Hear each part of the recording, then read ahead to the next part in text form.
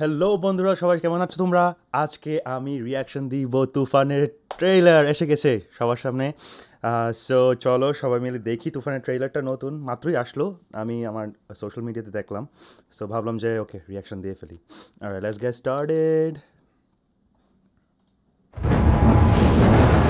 তুফান মানুষ নয়, আবার তুফান পশুও নয়।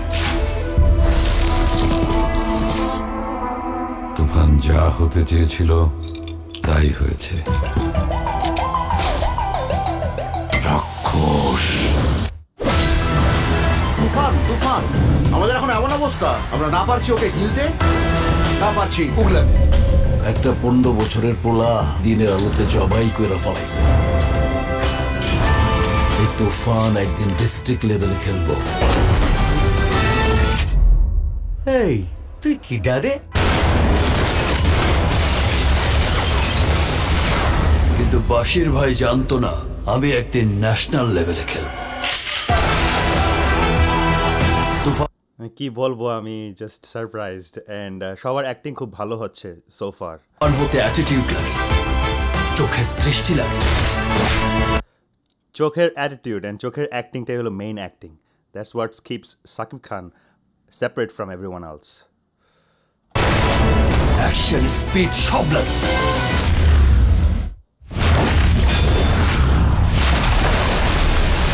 এই গল্পে একটা প্রেম মিসিং আছে স্যার।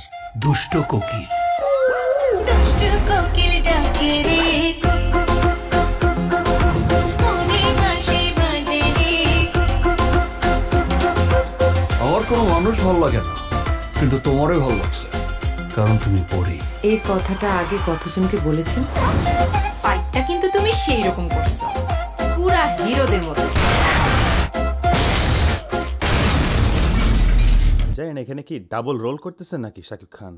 ঠিক বুঝতে পারতেছি না। জমে উঠেছে। CID Akram. He will find the bastard. Body দিয়ে খেলে তুফানের সঙ্গে জেতা যাবে না, খেলতে হবে মাথা দিয়ে।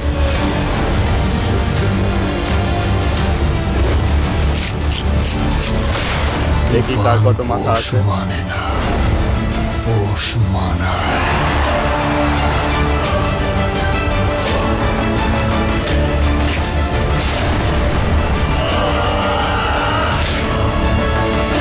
কি চাও তুমি?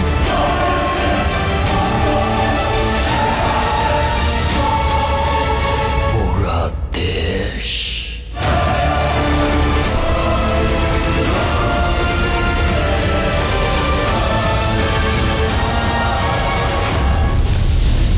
একটা যদি জবরদস্ত সুযোগ ট্রেলার পাই, था।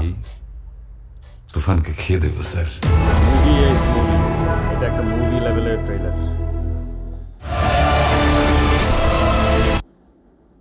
কি বলবো আমি, বেসিকলি সব লেজেন্ডরা এই মুভিতে কাজ করতেছে। শাকিব খান, চঞ্চল চৌধুরী, তারপর আরও 2-3টা লেজেন্ড আমি দেখলাম যে একজন তো খলনায়ক হিসেবে সে বাংলাদেশের টপে আছে। অ্যান্ড আরেকজনকে দেখলাম আমি লাইক একটা গান আছে না বাবার, ছেলে এখন মস্ত বড় মস্ত, ওই ওই ওই গানটাতে অ্যাক্টিং করছে, আমি ওনার নামটা ভুলে গেছি। বাট মুভিটা একেবারে ফাটাফাটি হবে।